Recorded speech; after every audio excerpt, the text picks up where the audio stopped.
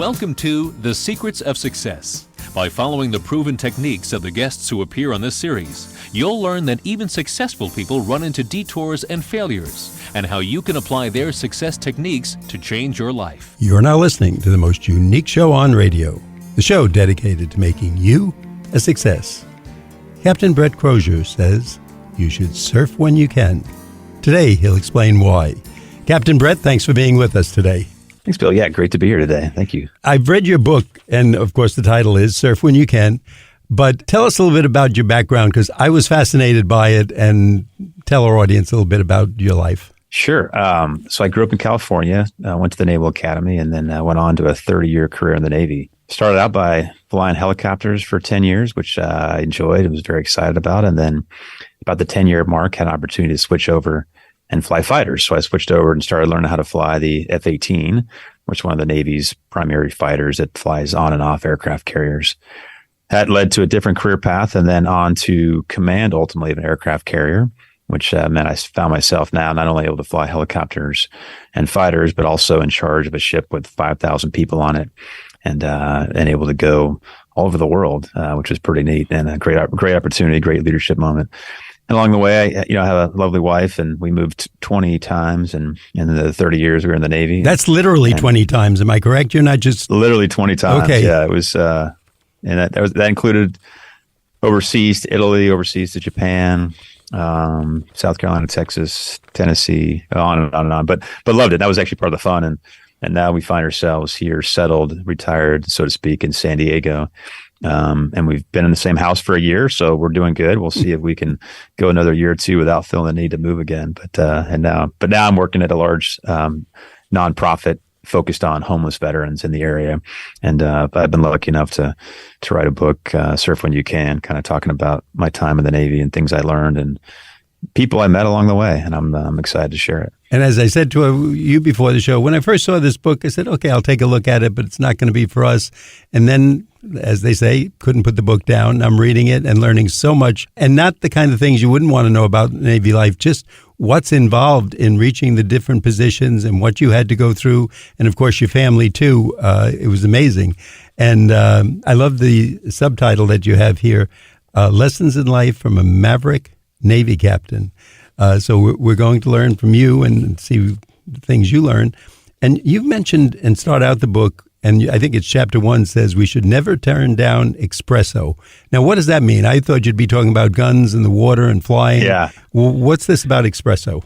Well, I think, you're right. That captures kind of the essence of the book. I mean, military does have cool weapons and planes and ships and submarines, and there's a technical aspect and a warfighting aspect that we all have to be good at. But I found what I learned along the way, and what I found to be very, to help me out, especially in leadership roles, were maybe the softer sides of leadership, the ideas of things like relationships and the importance of building teamwork.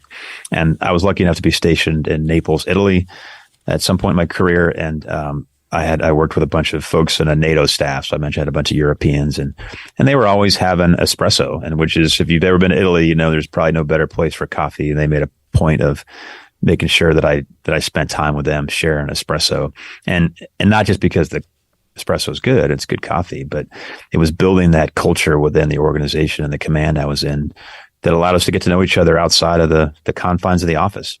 We'd go down to this espresso shop downstairs, and we'd just talk about life or family or kids, the things that we all have in common. And what I found is the more I did that, the more fun it was to work, the better the culture was. And actually we were more effective as an organization. So, it doesn't have to be transactional, but the time you can spend with folks that you work with outside of work, or talking about things unrelated to work, helps build that trust and that bond that I think makes you actually a better company, a better ship, a better organization, because you've got that trust and that camaraderie. And by the way, we should give you credit for this if I'm correct. You are a graduate of the United States Naval Academy. Is that correct? That is correct. Yeah. I'll be honest. I was 16 when Top Gun, the first one, came out, and if I could have gone right to flight school, I would have at 16. But luckily, I had some people that knew better and sent me to the Naval Academy, and I went and got a degree from the Naval Academy before I started flight school, and then went on to flight school. Not only your career itself, as our audience will see, but that, of course, is very impressive. And in going through your book, I want to reveal, because at first I thought, what is this word that keeps popping up here? But you had a nickname most of the way, didn't you? I did. Yeah, we like nicknames. In fact, I know most of my friends only by their nicknames, and sometimes I have to ask them their real last name to look them up in a directory. But my call sign, as it were, was Chopper, and that's because I started in helicopters, or choppers, and then when I got to the fighter community, they said, "We never want you to forget where you came from, so we're going to call you Chopper." And I thought that was great. At first, I didn't know. I said, "Is that his name, Chopper? Why Chopper? Or maybe that's a Navy way of doing things." But then, as I'm going through your book, I'm saying, "Oh, this is just perfect for Hollywood. If the TV stations get hold of this, he's already got the name Chopper. Kids will love it. They'll be making the little dolls about it. They'll be emulating him. This is a perfect new career that you can start." Now, just getting back to that first chapter, didn't I read something that, because of the relationship you build up, there was once kind of a tense situation out at sea, and another boat came up to you and said, or maybe ship, I may be calling it the wrong term, we're going to get on your ship, and you said, no, you're not, and it was because of those relationships that you were able to call someone, and everything got smoothed out, which could have been kind of a little rough day for everybody. Yeah, I had another opportunity in my career. I was actually on a small, we call it a dhow, which is a small cargo ship in the Persian Gulf, and I found myself on this ship with two other Navy sailors, and we actually had weapons, and we had basically commandeered this ship that we thought was smuggling goods and stuff into Iraq. This is before Iraqi freedom, and our goal is to take the ship safely down to Abu Dhabi, which is a port in Persian Gulf, and along the way, we became actually good friends with the crew on board, to include the Pakistani captain that was in charge of the ship. And, what started was a very tense, hostile situation, as you can imagine, because we're boarding their ship with weapons drawn. By the end, we had become good friends. We shared our food. I think we had brought a VHS tape of The Nutty Professor by Eddie Murphy and shared that with them, which they thought was hysterical. I don't know how much they understood, but you don't need to understand much to laugh at that movie. And then down the road, as we're getting ready to get to this port in Abu Dhabi, in the southern part of the Persian Gulf, we were kind of being harassed by the Coast Guard, the foreign Coast Guard there. But luckily, the captain, the former captain of the ship, the small cargo dhow, who I befriended along the way, spoke the dialect. Actually, turns out he was loosely related to the Coast Guard captain in the area, and was able to basically pick up the radio and ensure that we safely pulled into port, and then and were able to offload the cargo. So it was another good lesson about life's about relationships, and we certainly didn't approach that one like a transactional relationship. We just, over the course of the couple of days, we became good friends, and we started to trust one another. And again, what started was a hostile situation. It was 3 days later, we were best of buddies, and I don't know how to get hold of him now, but if I did, I'd probably send him an email and thank him for reminding me of the lesson that I learned 20 years ago.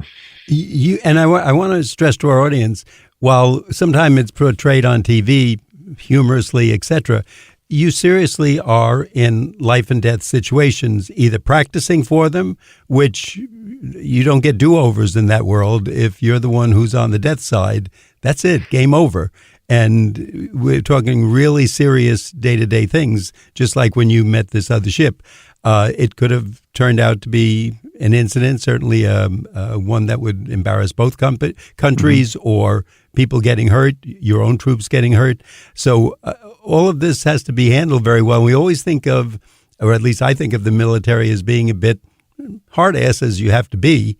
And yet you've handled it in most of the situations that I've read in the book with diplomacy and, I guess, a good business tact that any good businessman would love to work into their practice. Now, yeah, you're right. The military is a high-risk operation. If we didn't want any risk, we would never take off. We'd never get the ships underway. We'd never, obviously, certainly even train for combat. It's all in preparation for the ultimate risk, which is combat, which at that point, obviously, lives are being lost on either side. So we train a lot, and we train every chance we get, and we're very disciplined about it. But I think as a leader, you can still train hard. You can still demand the most from your team, right? You can, just like being a coach, you can make your team practice and until you think they're ready. but it doesn't mean you have to be a jerk along the way. In fact, I'd argue in those positions of authority, as a coach, as a CEO, as a VP or commanding officer of a ship, you already have a lot of authority. You already have the ability to control what people do day to day, the mission of the organization, the direction you want to go. So why not at least be cordial, polite, be nice to the folks you work with, so they will, enjoy coming to work. So they want to be part of that culture and that team. And I think a lot of people get that, but not always. And there is that misconception in the military where hard asses all the time. And I think we can be hard asses, but I think what I found successful personally was actually the moments where I took the time to just treat people with respect and dignity and just like a peer, right? That's the whole golden rule: treat others or lead others how you want to be led. I think that worked well for me. And I think it works well no matter if you're the military or you're running a nonprofit or you're just working downtown Starbucks. I think it's the same philosophy works for everybody. It definitely should, but you definitely give us some rules to go by, and certainly it worked well, and it's very impressive in your career. Captain Brett, before we go further, I'd like to let our audience know that you're listening to The Secrets of Success on the voice of Nassau Community College, 90.3 WHPC. I'm your host, Bill Horan. Our guest today is Captain Brett Crozier. He's the author of Surf When You Can. And Captain Brett, can you tell us the website where we can find out more information? Sure, Bill. Yeah, if you go to surfwhenyoucan.com, I've got links there to some of the book signings, some of the other promo I've done, but I also have links on there to some nonprofits that I think are important to me. And if you want to learn more about nonprofits, whether they're veteran focused or surf focused, I put a couple things on the website, and certainly there's links to pre-order the book that comes out June 13th on all the major book retailers. Now, you mentioned one of the chapter headings is Learn Like You'll Live Forever. Where did that come from, and why are you pointing it out? I know from reading the book, but I'd like you to tell us. Yeah, so I think the quote, it's came from Gandhi, but I think that everybody should find ways to grow and learn. And in my 30 years in the military, I was in an academic or like a training environment for 10 years. And the other 20 years, I'm still training. I'm still learning. Everything we do, we talk about, we train, all with the effort to get better. So much like in the military, I think everybody should find ways to grow and learn, so you can be better. Learn new things. I mean, that's what's exciting about life. Is there's so much out there, and there's so many things out there and places to visit that I hope that everybody recognizes, and pursuing those and traveling and learning new things or new hobbies or just picking up a book. You're going to learn. You're going to get maybe smarter. You're going to get some experience, and you're going to be able to look at life a little bit differently in a positive way. So I think I never want to rest on my laurels or put my feet up. I like to stay busy, and I think it's important for folks to always find a way to learn and learn new things. That's what's exciting about life, I think. Anyone who read your book would laugh when you say that you have to tell us you like to stay busy, and they're going to understand what I mean in a few seconds. Now, if I recall, you mentioned in your book, and you were known as Chopper, you had a perfect position in the Navy. You were very happy with things. You could have stayed right where you are, and you kept going on for training. And if I have it in the right sequence, in one incident, you moved on to take classes. And I think you were actually either one of the senior members in the class, meaning one of the older people taking the class, and yet you did that. And it was, I think, a period of time, I don't know, several months or a year or two that you had to take this.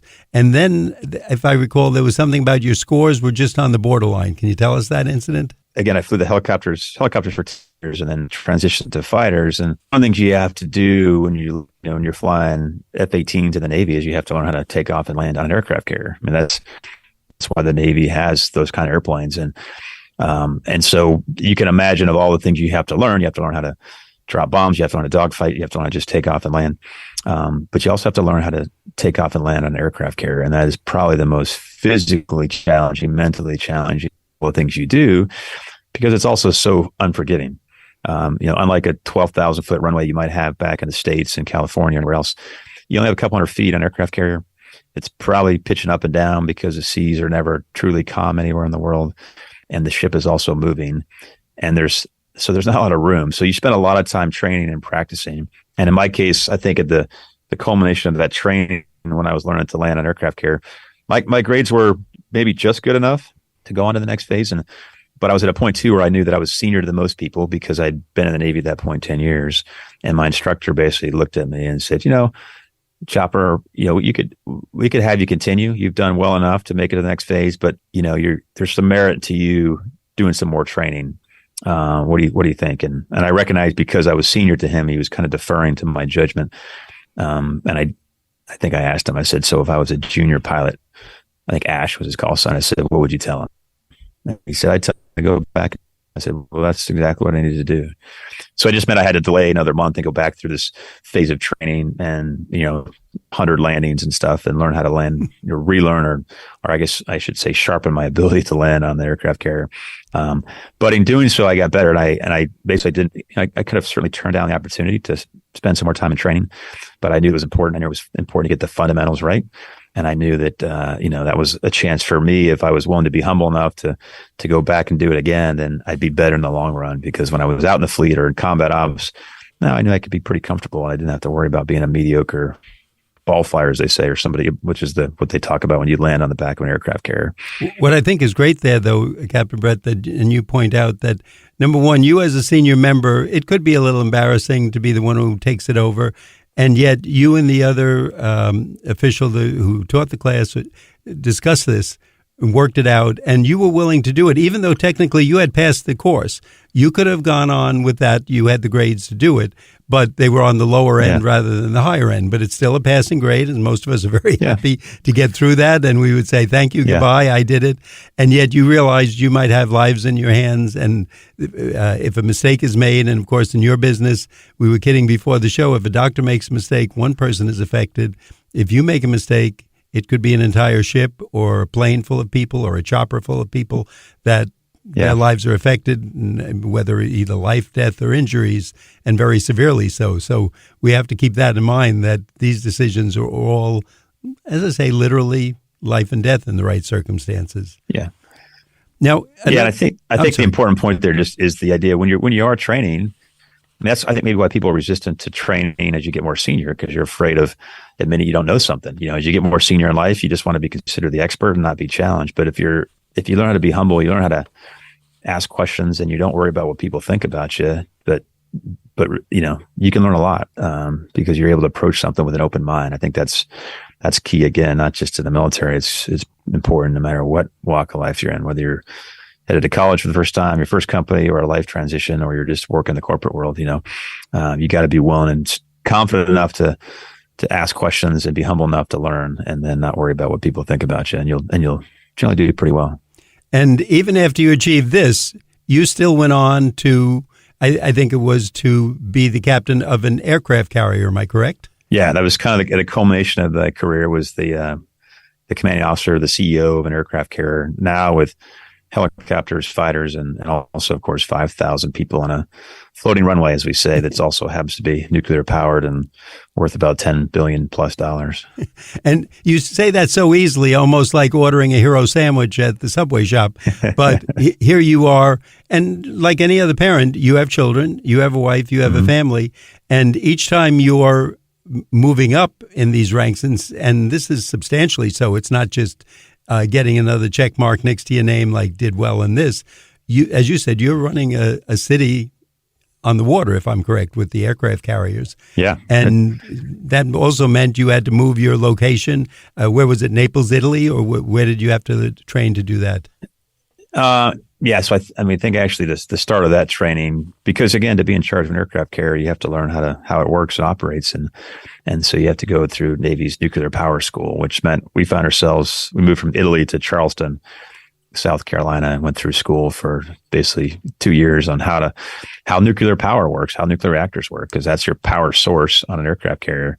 So that was a quick stop. It's going back to school again. It's another chance in my career to go back and learn something new. I do remember distinctly being in class, and I'm pretty senior at this point. I've been in the Navy almost 20 years. I have my running mate, or my classmate, who's another senior person, but the rest of the class, the other 25 people in the class, were all like 22 and 23-year-old engineers, and they're about as sharp as they come. And I felt about as dull as a butter knife trying to figure out how to keep up with them. But you figure it out. You ask a lot of questions, you study a lot, and then in the end of the day, you figure it all out, and it kind of you get some help along the way. But that was another big milestone transition. And then from that point on, you go on to your aircraft carriers and that training track. And then I was based out of San Diego on the aircraft carrier I had command of, and then we travel all over the Pacific, wherever we needed to go. And you say that so easily, but again, you kept going back to school, the willingness to be humble, to take these courses, and of course it advanced your career amazingly, but your family had to go along, going from different points, picking up and moving, and I give all of you a lot of credit. Captain Brett, before we go further, again, I'd like our audience to know that you're listening to The Secrets of Success on the voice of Nassau Community College, 90.3 WHPC. I'm Bill Horan. Our guest today is Captain Brett Crozier. He's the author of Surf When You Can. And Captain Brett, once again, we'd ask you for the website. Yes, please check out surfwhenyoucan.com. Now, you can pre-order the book and other information on there as well. And again, it's a great read. You're going to learn a lot. And I looked at it first and said, what are we going to learn from the captain? This military is something unique in and of itself, and really a lot of great lessons that we can pick up for the business world. You mentioned something in your book, and I was very impressed with this. In the Navy, they have something called, I think it's called the Green Book. Is that the right term?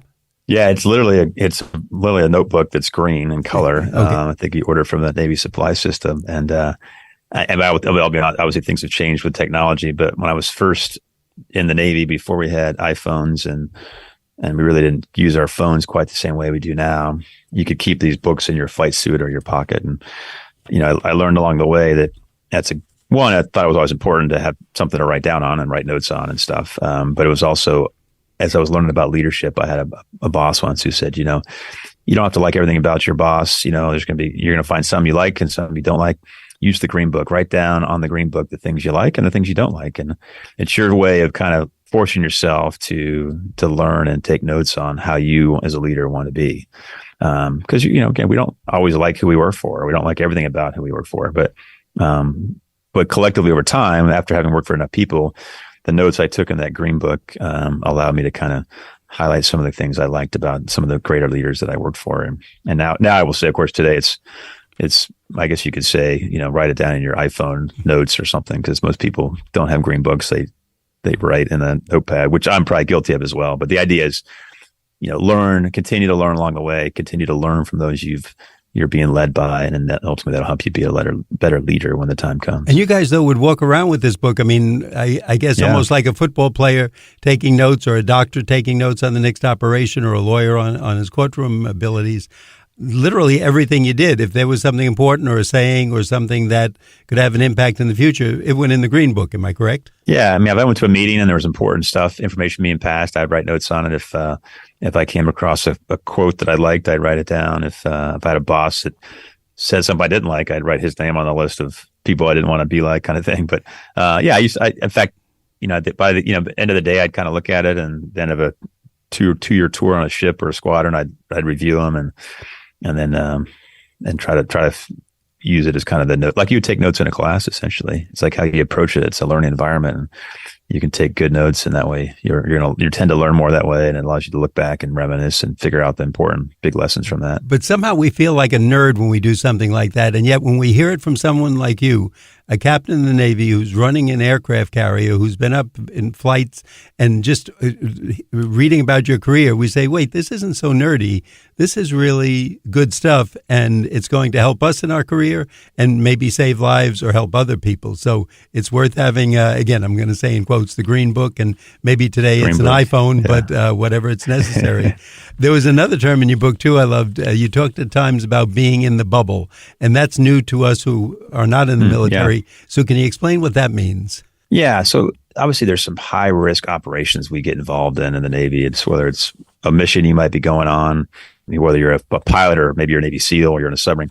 And, you spend a lot of time preparing. You do a lot of time prepping for that event, that mission. And then likewise, you'll do a lot of time on the back end debriefing. But there comes a time when, especially in today's era, there's so many things that can distract you.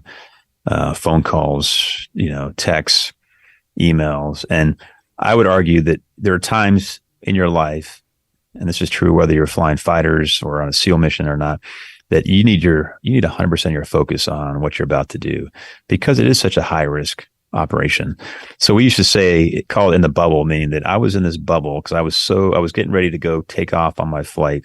And when I'm in the bubble, You could not distract me. Like I could just tell you if you came to me, Bill, and said, hey, will you mind making a call real quick? And I'd say, nope, I'm actually in my bubble. I'm about to go take off. I can't be distracted. And the culture was set up such that people understood that, and then generally the response would be, oh, sorry, I didn't realize you were in your bubble. Now you didn't walk around with any kind of sick. You just, people would respect the fact that you were in a moment of that day and your mission planning, mission preparation before execution when you didn't need to be distracted. And I think it's even more important now than it was back when I was a young lieutenant and learned, and I was in these missions, because again, it's like everyone's got an iPhone and everyone's accessible and we have information overload, but the majority of that is, 99% of that, if not 100%, is not relevant to what you're about to go do. And if you're going to do these high risk operations, which could include going into combat, or if you're a doctor going into, an operation, I'd like to think that if a doctor's coming in to operate on me or a family member, he's not on his phone texting as he walks into the OR. I like to think he's in his bubble or she's in her bubble, and they're going to stay focused on that mission. And then when it's all over, then they can get back to the text. And again, my guess is none of those texts, none of those emails are really that important. Certainly not more important than the mission you're about to get on. And I think it's instructive to hear from you that it's okay to say we're in the bubble. We don't have to be interrupted by a text, an email, or some news about the sporting world that really is of very little consequence compared to a job like you're doing, or a job in the medical field or legal field, or whatever field someone's in. Of all the lessons you learned in our last 30 seconds, what translates best to the business world now that you're outside looking in? I think the Clydesdale. I talk about Clydesdales in the book and the importance of, basically, I'll let you folks read the book, but it's about the importance of teamwork, and that if you are a leader in the business world and you can make sure people are working well together, with all the differences and diversity you have, but if they work well together, they can accomplish a lot more than the sum of the parts. And the theory is, one Clydesdale pulls 6,000 pounds, but two Clydesdales pulls like 25,000 pounds, because collectively two big horses like that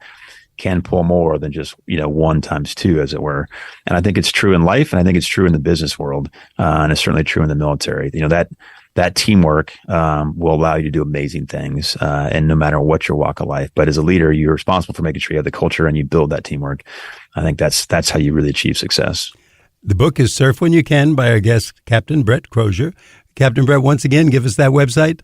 surfwhenyoucan.com. Thank you so much for being with us today. We really appreciate having you here. Yeah, thanks, Bill. It's my pleasure. I'd like to let our audience know that you've been listening to The Secrets of Success on the voice of Nassau Community College, 90.3 WHPC. I'm your host, Bill Horan, asking you to please join us again next week at the same time when we will continue our journey to success.